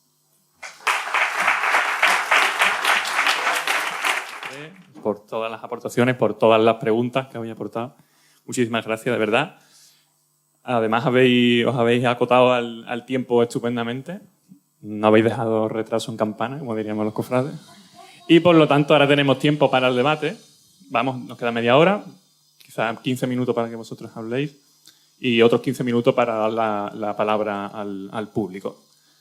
Yo no voy a introducir ninguna pregunta, porque seguro que os han surgido cuestiones cuando habéis escuchado a vuestros compañeros y compañeras. Me consta que os habéis leído antes los tres, pero no sé si habéis tenido mucha oportunidad de debatir físicamente, así que os dejo esa oportunidad y os pongo la palabra abierta para que llevéis el debate por donde os surja.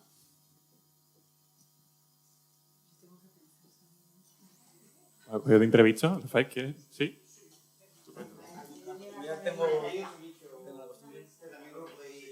Bueno, así también para presentarnos nosotros, yo conocía muy bien tanto a Mar como a Carmen. Con Carmen nunca había coincidido presencialmente, es un gusto poder saludarnos. Con Mar estábamos juntos hace una semana en Tarragona, en otro contexto muy distinto, en otras coordenadas sí que hemos coincidido bastante, ¿no? Y me quedaba con muchas ideas al escucharos, muchas ideas muy interesantes que he ido anotando. Por un lado, la importancia de la corporeización, ¿no? Ese embodiment, ¿no? Al que señalabas, Mar, que me encantaba con esa referencia a Pascal, ¿no? Y también me gustaría preguntarte, ¿no? Así para lanzar, ¿cómo estudiar, ¿no? Ese elemento corporal, material, ¿no? ¿Qué preguntas nuevas o qué preguntas introduce en la aproximación de sociología a la religión para tener en cuenta un aspecto material en una disciplina que quizá ha pecado de ver a las religiones como proyecciones, como abstracciones, y que conecta también con la teoría actor-red de Latour, ¿no? Entender que no es una corporeidad, sino que hay un aspecto tangible de lo real y relaciones muy potentes, ¿no? Que al final, para la sociología, Dios parece siempre una proyección, pero para el creyente Dios no es una proyección, es alguien que tiene agencia en su vida, ¿no? Que tiene agencia en su vida. Bueno, pues empiezo. Claro, yo creo que la pregunta que para mí es interesante es cómo hacerlo para conjugar una fenomenología de la religión que pone el acento en el cuerpo, en el hecho que la creencia es también cuerpo y también es emoción y también es decir, que la forma, lo que creemos, lo que pensamos, no es algo abstracto que esté ahí arriba, no es una nube digital, es algo que nuestro cuerpo, los que estudian, por ejemplo, todos los estudios actuales sobre epigenética, cómo el cuerpo, todo esto va en esta línea, ¿no? En cómo se refleja. Y por otro lado, los estudios sobre la estructura social, sobre que la religiosidad, el vivir la religiosidad no es solo una experiencia religiosa, sino que va vinculado a una clase social, a una identidad política, a una identidad cultural. Y para mí el reto es cómo hacer que la mirada fenomenológica hable a la mirada más estructural y la mirada estructural hable a la fenomenológica. Es decir, cómo entender, y me voy a un tema muy diferente, pero cuando yo doy clases de teoría sociológica, de pensamiento, se llama pensamiento social contemporáneo, y cuando los hablo de esta cuestión les digo, ponerse rojo, la vergüenza, no es algo que sea explicado por mi proceso fisiológico. Cuando nos ponemos rojos, ¿no? Cuando sentimos vergüenza y nuestro cuerpo lo expresa, cuando hay una situación social que quizá como mujer, por ejemplo, el tema del género es clarísimo, ¿no? Cuando me siento fuera de lugar, y esta emoción es profundamente social, está imbricada en una estructura de poder, una historia relativa y larga. Y para mí, en los estudios de la religión, nos falta comprender de una mejor manera cómo esta emoción particular que siente la persona que quizás se declara atea en ver la Virgen se vincula con una estructura social, familiar, cultural. Y quizá tú terminabas, ¿no? Y me ha parecido súper sugerente, ¿no? Esto, el ateo y cofrade, ¿no? Y poner el acento en la I. Y yo pensaba, pero es que quizá el problema está en lo que definimos como religión, o en lo que nuestra sociedad define como religión. Porque no es religión quizá también el sentir momentáneo, quizás que luego no se le da una continuidad de etiqueta, de identificación, porque socialmente ha tomado otros derroteros, porque también hay un juego de instituciones, porque también hay dinámicas de poder. Pero ¿por qué tenemos que negar que esta experiencia particular en un momento no es religión? Quizá que tú no quieras jugar a decir esto es religión, es otra lucha, ¿no? Es una lucha política. Pero, ¿qué hay de esto, no? Y, por lo tanto, a mí esto me parece muy interesante, este vínculo entre estructura y fenomenología e intentar comprenderlo. Y ahí yo creo que la antropología nos da claves, ¿no? Para poder aproximarnos a esta cuestión, ¿no? Y ahí, pues yo aprovecho para hacer dos preguntas. La primera es, ¿cómo la antropología también puede ayudar a la sociología a tener otra mirada sobre la secularización y cómo desde Andalucía quizá también, ¿qué nos dice Andalucía a los sociólogos que tengamos que aprender, ¿no? Y cómo, yo claro, decía de entrada, no me voy a atrever a hablar de religiosidad y Andalucía, no me atrevo, me parece un mundo fascinante que no tengo capacidad para descifrar, ¿no? Pero ¿qué tendríamos que aprender los que venimos de fuera? ¿Y qué nos puede decir a la teoría?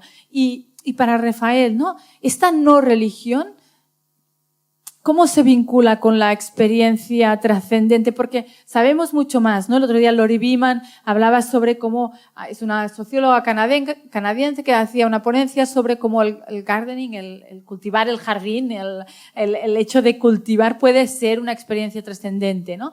Y claro, yo te preguntaría, ¿cómo hacerlo para comprender o cómo analizar esto, cultivar un jardín, a ir a una procesión? ¿Qué líneas de continuidad y qué líneas de ruptura? Porque también hay, ¿no? Un poco. Bueno, pues es complicado, ¿no? Es complicado porque, claro, tampoco soy yo quien para deciros lo que tenéis que hacer, ¿no? Lo que tienen que hacer los sociólogos. Pero sí es cierto que a mí siempre me ha sorprendido que desde la sociología quizás pues se ha dado más hincapié, o se ha hecho más hincapié como en lo abstracto, como en... y entonces el hecho de que ahora se hable de religión vivida, pues creo que ahí tenéis un campo donde quizás la antropología ya lo tenemos un poquito más curtido, ¿no? El hecho de nuestra metodología, el acercarnos más a la gente, es decir, no tanto a lo que dicen, sino también a lo que hacen, porque muchas veces en antropología hablamos de cultura ideal y cultura real, ¿no? En muchas ocasiones nos vemos que son los propios rituales los que nos hacen ver que lo que la gente dice no es realmente lo que luego se plasma en ese ritual, ¿no? Muchas veces te dicen, yo soy ateo, yo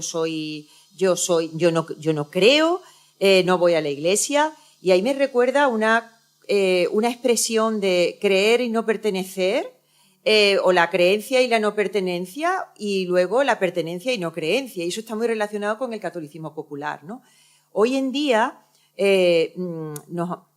es importante ver cómo incluso la gente que estando dentro de la religión, es decir, que pertenece, por ejemplo, al catolicismo porque pues, se nos ha bautizado, hemos hecho la comunión y hemos hecho todo, sin embargo, luego no participamos, ¿no? Sin embargo, hay al revés. Gente que sin pertenecer, pues porque no están incluidos dentro de lo que es la institución, sí participan, ¿no? Y de ahí lo de ateo y cofrade, pues me parece muy, muy significativo, ¿no? Entonces yo creo que la antropología puede aportar quizás esa metodología de calle, de pueblo llano, me gusta decirlo, porque realmente nos acercamos, vivimos y entendemos esos significados que quizás desde la sociología a lo mejor se han tenido más aparte, ¿no?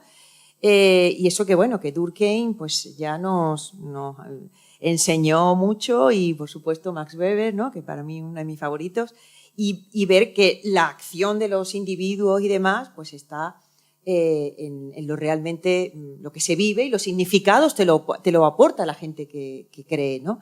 De modo que yo creo que es quizá acercarse a esa metodología cualitativa, más cercana, más vivida, si quieres, ¿no? Y creo que eso pues quizás puede aportar más a esa visión, ¿no? de la sociología, que para mí, a mí me ha dado también muchos aportes muy importantes, ¿no? Porque en definitiva somos dos ciencias sociales que una ha bebido de la otra, ¿no? Porque seguimos impartiendo clase y viendo pues, bueno, pues que los iniciadores de la ciencia social, pues tanto en sociología como en antropología, pues están ahí, ¿no?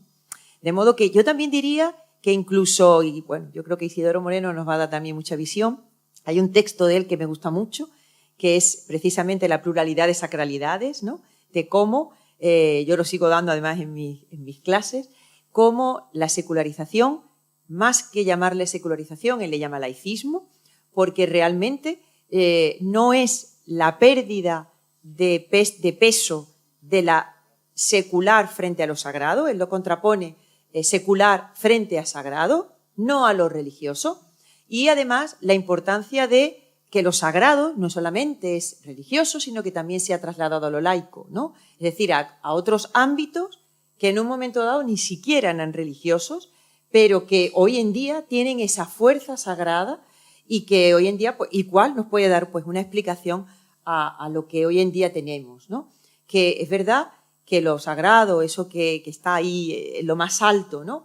Pues no tiene por qué ser solo religioso, también puede ser laico, ¿no? Y no quita que hoy en día pues, pueda tener esa importancia trascendental, ¿no? Por lo tanto, yo creo que puede haber ahí un aporte, ¿no? Interesante pues, para ampliar ese campo de acción, ¿no? Tengo aquí el micrófono. Sí, perdona. Siguiendo lo que señalabas, Carmen, y antes de responder a la pregunta, que no voy a escurrir el bulto porque es una pregunta compleja, pero quería preguntarte también, desde tu panorámica que tienes de los estudios de antropología, ¿qué ha cambiado en la religiosidad popular en estos años en Andalucía? Uno, y dos, ¿qué ha cambiado en los temas de estudio sobre religiosidad popular, ¿no? Para presentarnos también desde ese proceso conjunto de aprendizaje de antropología y de sociología.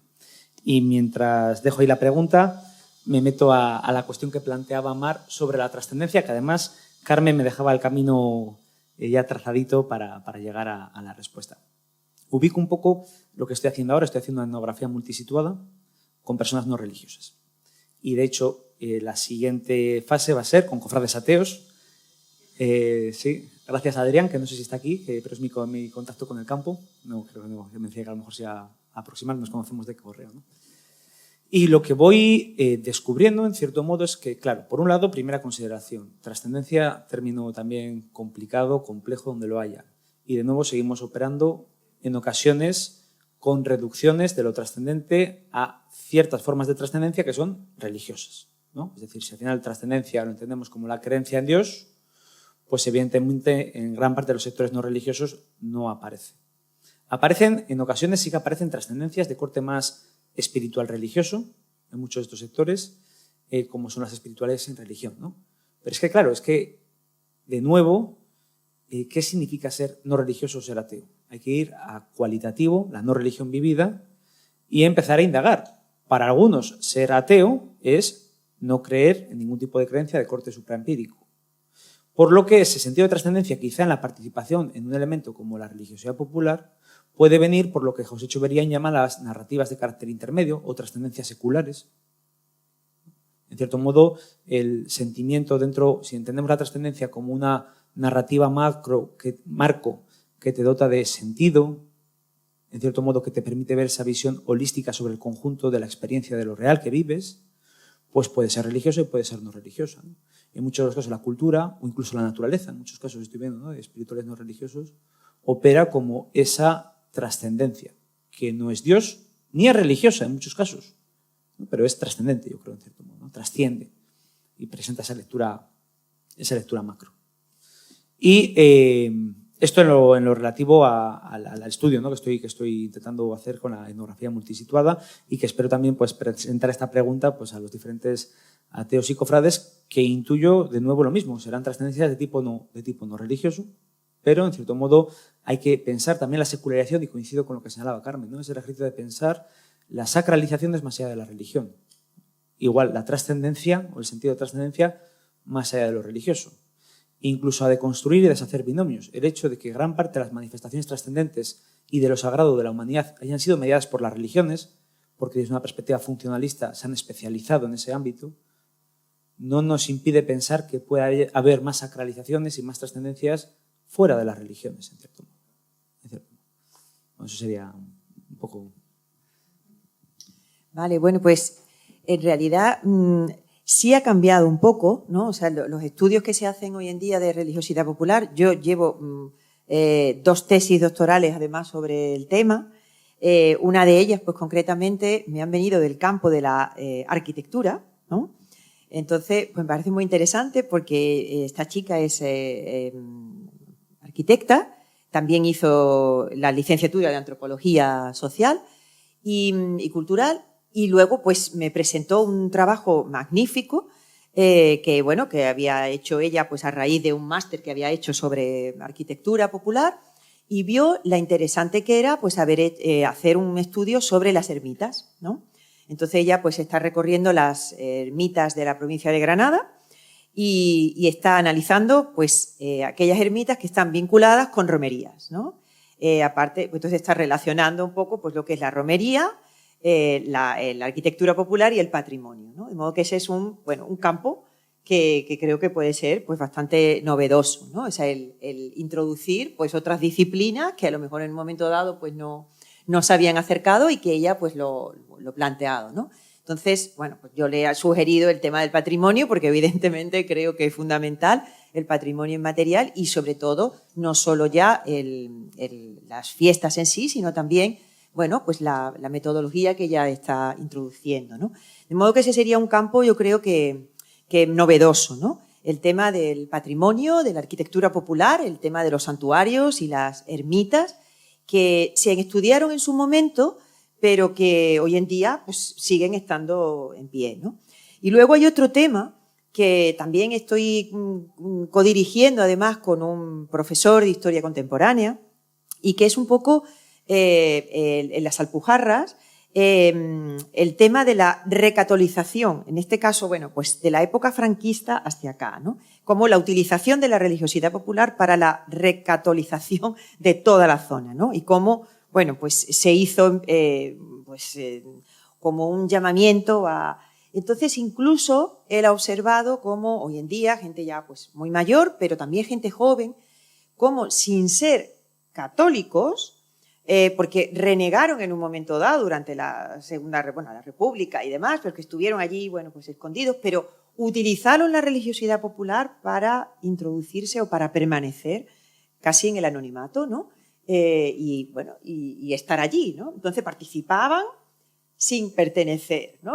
Por eso un poco el concepto, ¿no? Entonces, bueno, pues una tesis que está ahí, que todavía está, creo que pronto la va a defender, y me parece muy interesante porque es de actualidad. O sea, que aunque se remonte a hechos pasados, sin embargo, le da una actualidad, creo que novedosa, ¿no? En el sentido de que son personas que sin haber estado incluidas o introducidas dentro de la religión, sí utilizan a la misma pues para hacerse ver, para hacerse notar y para estar allí, ¿no? O sea que hay temas muy interesantes que creo que están dando pues quizás aportaciones novedosas al estudio de la religiosidad popular que no se ha quedado exclusivamente en el tema de las cofradías. Y luego un tema que, bueno, que a mí me parece fascinante, que es el tema del género, ¿no?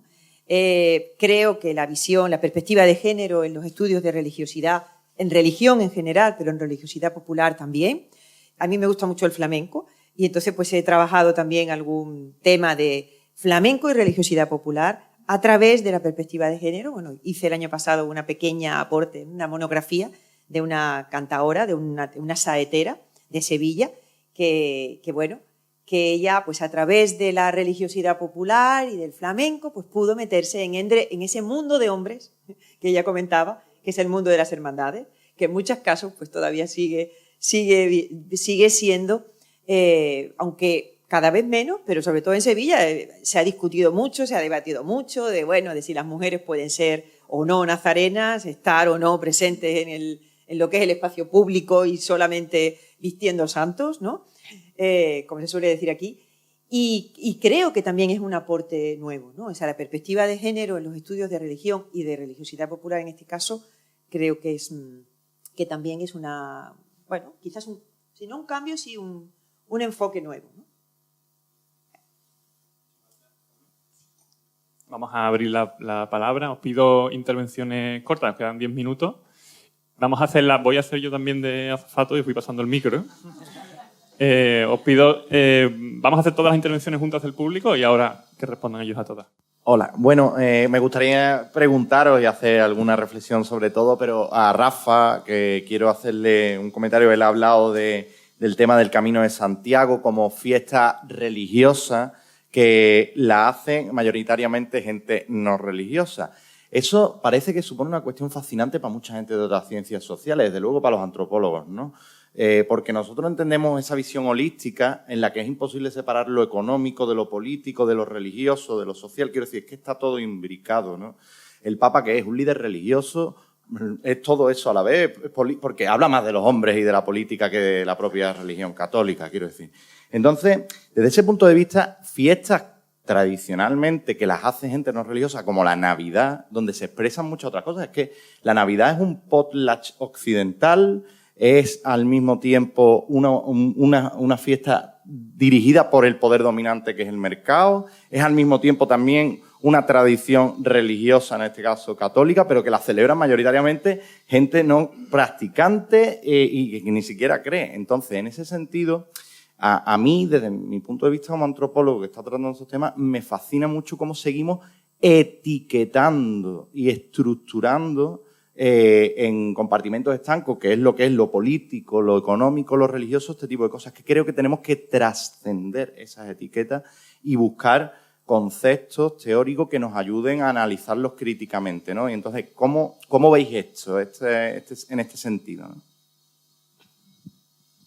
Sí, bueno, yo quería dar las gracias por las alusiones múltiples, en fin. Un tótem vivo, ¿no? O sea, en fin, una figura a estudiar también. Bueno, yo les decía, quería hacer un par de cosillas, ¿no?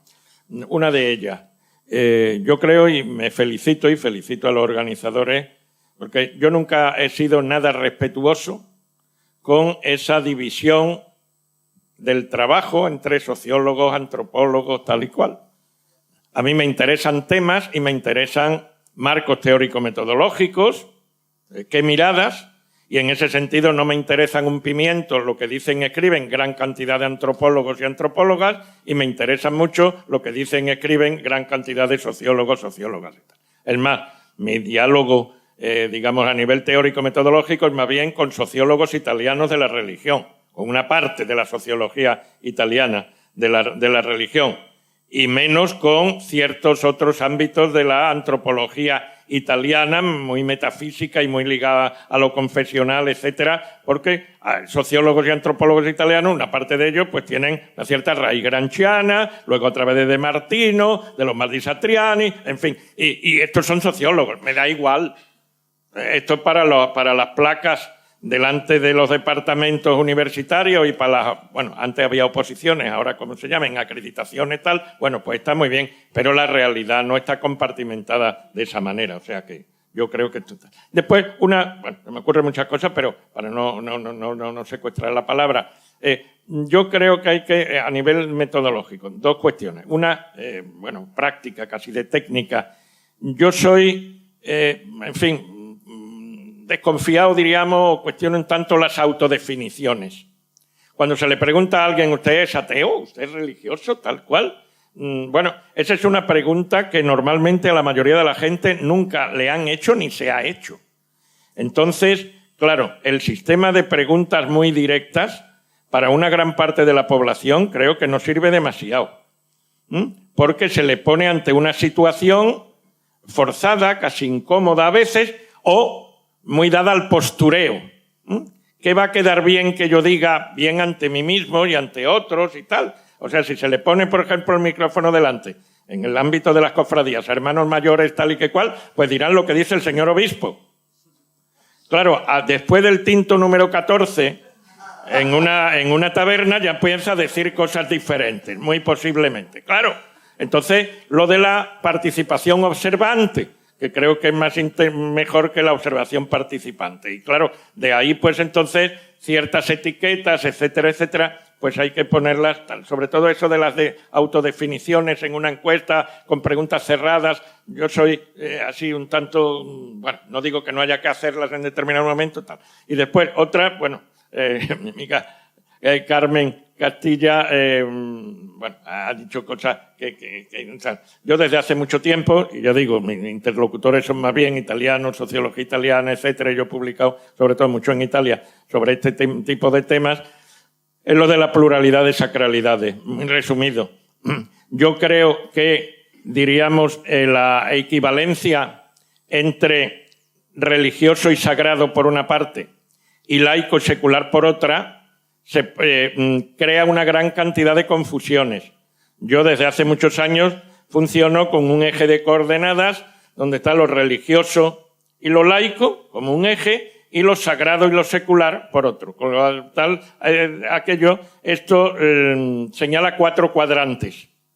Y entonces hay que preguntar a la realidad en cada uno de los cuadrantes. Entonces, ahí, sobre todo con esto, mi colega italiano discutió mucho la propia utilización de la categoría o del concepto secularización, que por cierto nació dentro de la Iglesia Católica. Esto conviene recordarlo, aunque después se utilice en general. Yo creo que no hay tal secularización, dicho siempre. Hay una laicización, que es diferente. Y un cambio de contenidos en la centralidad de lo sagrado. La patria es Dios.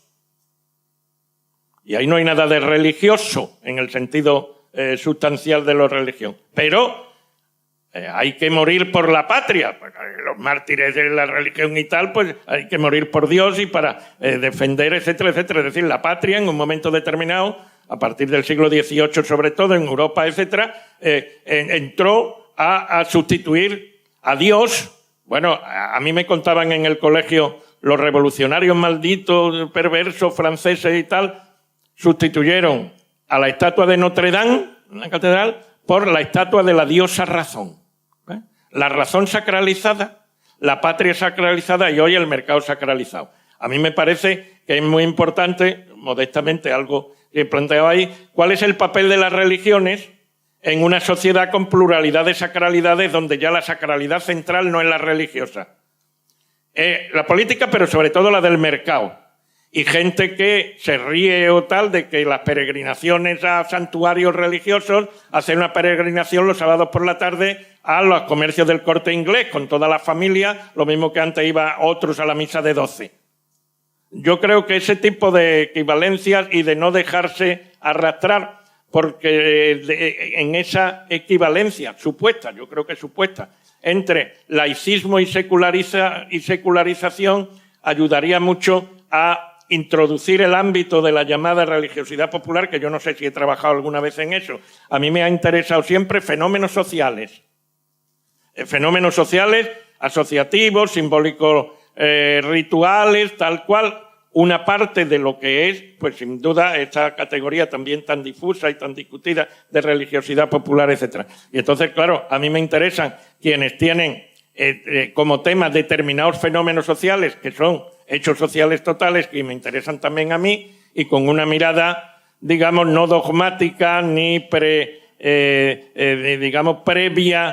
con unas coordenadas absolutamente que evitan dar cuenta de la multidimensionalidad. Entonces yo creo, y me felicito por esta jornada y espero que en el futuro podamos tener otras e intercambiar puntos de vista en cuanto a, digamos, cómo conformar la mirada sobre este tipo de fenómenos. Esto me parece mucho más importante que tratar de sacar conclusiones de no sé qué o definiciones. Las definiciones por sí mismas son limitaciones y te cierran el campo. Yo creo que tenemos, digamos, el papel, por lo menos de los científicos sociales, en mi opinión, es tratar de entender la realidad, de alguna manera explicarla y, si no, por lo menos interpretarla.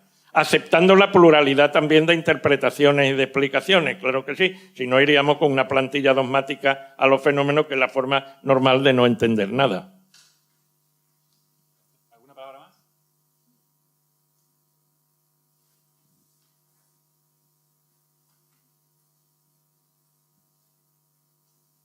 Bueno, gracias por las intervenciones. Voy a ser muy breve. En el contexto de la individualización religiosa, es verdad que entiendo la idea de religión vivida como una caja de herramientas, ¿no? Sobre todo porque introduce las referencias que había hecho, que son, yo creo, las más clásicas, aunque son muy recientes, la de Nancy Ammerman y Meredith Maguire, lo de cómo ellas dos utilizan justamente la etnografía para acercarse a la religión vivida, ¿no?, en esa caja de herramientas. Sin embargo, creo que tenemos un reto, y esto lo dejo así como en el aire por si podéis responder algo. ¿No pensáis que desde la sociología, es decir, los sociólogos hemos cogido esta caja de herramientas y ahora tenemos un reto, me parece, que es cómo sistematizamos las etnografías para dar forma estructural, no en el sentido teórico, sino en el sentido práctico de la sociología? Es decir, cómo sistematizamos la religión vivida. Es decir, ¿son solo comportamientos individuales o podemos observar comportamientos sistémicos? Yo creo que en el artículo que recientemente ha publicado Rafael sobre Hakuna, quedaba esa idea como flotando y por eso lo traía a colación, ¿no? Es decir, yo pienso que Hakuna es una forma de religiosidad popular, religión vivida, y que darle institucionalidad o cierta corporalidad de grupo ha permitido sistematizar esa experiencia vivida en gente que lo estaba viviendo de manera individual. Y pienso que en el ámbito de las cofradías, como está diciendo Isidoro, ¿no?, en el ámbito asociativo, donde la gente se junta, me parece que hay una determinada sistematización de esas experiencias personales, de esas experiencias individuales. No sé, bueno, por ahí quiero dejar la reflexión y si podéis contestar algo y poco más.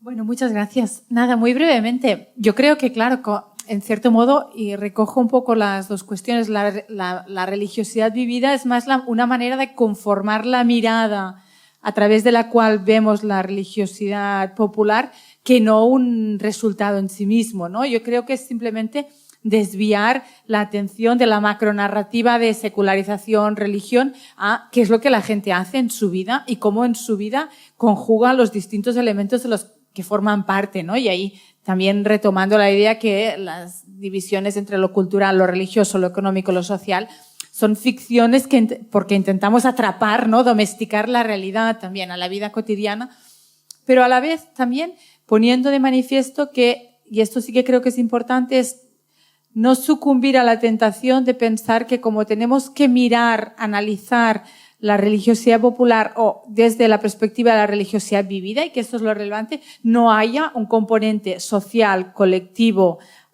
muy importante en la conformación de esta religiosidad vivida. Aunque yo en mi casa tenga mi altar cotidiano con no sé qué de yoga, con no sé qué de tal, con no sé qué de cual, no quiere decir que lo que yo ponga en mi altar cotidiano sea aleatorio. Responde al hecho de que yo estoy, y como decía Bright Mills, ¿no?, que siempre en la imaginación sociológica, estoy en un entrecruce entre mi biografía personal y la historia colectiva.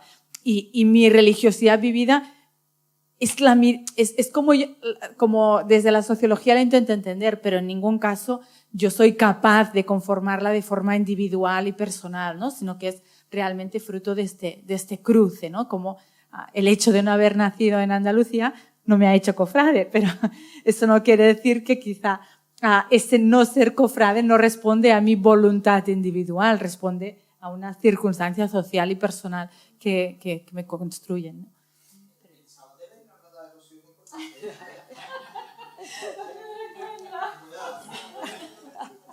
Sí, y además yo creo que es que no, aunque estudiemos a lo mejor la manera individual, ¿no?, o de forma individual las creencias que pueda tener, yo creo que es que en Andalucía es un ejemplo, o sea, yo creo que es un ejemplo paradigmático, ¿no?, de cómo va unido a lo social. O sea, es que no podemos estudiar conductas individuales porque, aunque las estudiemos, seguramente estarán inmersos, ¿no?, dentro de esa colectividad, ¿no? Y yo creo que las hermandades responden claramente a ese, como ejemplo, ¿no?, de esa colectividad que va más allá incluso de unas experiencias individuales, ¿no? Yo creo que traspasa, ¿no?, incluso las experiencias individuales de cada uno y que tienen un reflejo después, pues, en esas hermandades, ¿no? Por eso comentaba que en realidad son experiencias vividas desde pequeño, ¿no? Porque en Andalucía es que yo soy de Sevilla y no es verdad, no pertenezco a ninguna hermandad, pero porque también por tradición familiar mis padres eran de fuera, ¿no? pero realmente siempre me apasiona el mundo de las hermandades, nunca me metí, pero yo siempre lo he visto como algo fascinante, ¿no? Y como pues gente de diferentes sitios o de diferentes ámbitos, pues ahí se unen y que luego puedan tener, pues a lo mejor, pues diferentes visiones, diferentes ideologías, ¿no? Y creo que es fundamental tratarlo como una colectividad más que a nivel individual. Sí, pues muchísimas gracias también por las preguntas y por pensar con nosotros y hacernos pensar. Empiezo por la anécdota y voy en nivel de mayor complejidad, yo creo, también por la respuesta. Lo primero es, no sé si has mirado, Isidoro, como pregunta ahora mismo, el CIS por religión, autodefinición religiosa, autoidentificación. Pregunta, y la respuesta puedes elegir entre católico practicante, católico no practicante, otra religión y 3 categorías no religiosas que son definidas en la pregunta. Ateo niega la existencia de Dios, agnóstico da 3 definiciones, De tal manera que ese juego de el encapsulamiento, en cierto modo, es radical, es total, ¿no?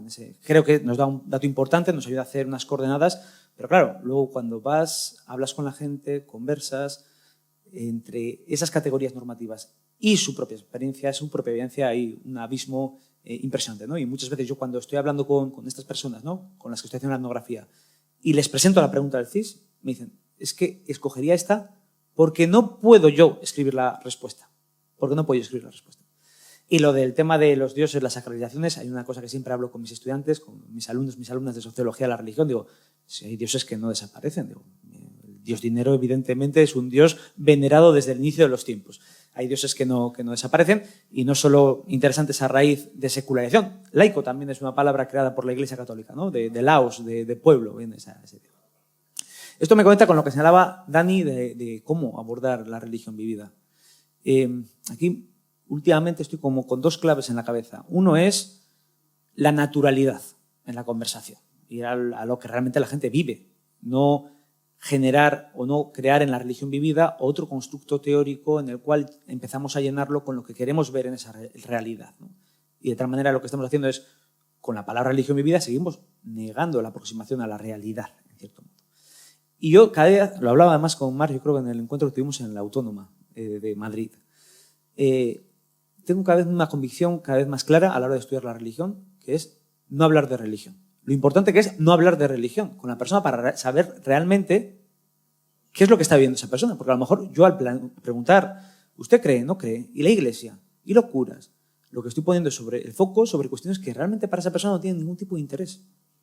Ningún tipo de interés, ¿no?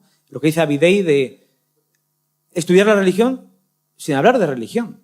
Que ese a veces es el problema, porque en cierto modo lo que estás haciendo es categorizar, encapsular el campo.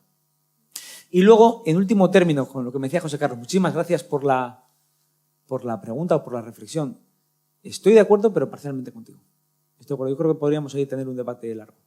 Porque es cierto que el holismo te permite aproximarte a la realidad, pero en cierto modo reconocemos que existen relaciones profundas entre las estructuras mentales y las estructuras sociales. Y podemos creer o no en la diferenciación funcional o en la teoría de campos de Bourdieu. Pero hay algo en la construcción de la modernidad que opera creando cajas. Entonces, claro, por un lado está la visión holística, evidentemente nos ayuda a entender que los fenómenos siempre son complejos y que hay un efecto de, realmente los límites son difusos porque evidentemente no tienes en tu realidad cotidiana trazadas las fronteras, ¿no?, de los diferentes campos o de las diferentes esferas funcionales. Pero es cierto que en la manera en cómo opera mentalmente la modernidad, que también está implementada y está implantada, existen esas categorías, existen esos campos. Y en cierto modo también, al sentido bordesiano, trazan sus propias lógicas y sus propios conflictos. Quiero decir que el hecho de que haya muchas personas que lo hacen por motivos, vamos a decir, no sé si religiosos o no religiosos, pero ajenos a esa tradición simbólico-cultural del catolicismo que cimienta la arquitectura simbólica del Camino de Santiago, resignifica el Camino de Santiago. Yo en un seminario que tenía sobre peregrinaje en la España secular, busqué vídeos sobre por qué hacer el Camino de Santiago. Y en muchos de los vídeos no había ninguna razón de corte religioso católico. Era pues por hacer deporte, encontrar gente, entrar, no sé qué. Claro, vivir es holístico, pero en cierto modo el hecho de que hay campos, de una u otra manera, que están implementando lógicas en estas manifestaciones, cambia, en cierto modo, la significación de esa manifestación, ¿no? Y lo amplía, también amplía, ¿no? el espacio de vivencias. Y cambia los juegos, y también ahí, ¿no? Pues esa idea de las propias autoridades eclesiásticas luchando para que sea la religiosidad popular, porque en el fondo también están reconociendo que hay un campo mucho más abierto en el que no solo participan otras sensibilidades religiosas, sino que participan otros agentes de la estructura social. Que puede ser lo turístico, ojo al asunto también con el tema de las manifestaciones de religiosidad popular, ¿no? Y cómo en cierto modo eso resignifica.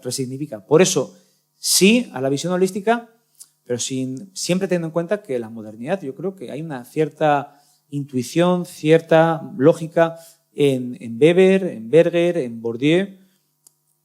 No sé si ellos al analizar también contribuyeron a la generación de esa narrativa de la modernidad en esferas, ¿no? Compartimentada, pero opera a nivel social.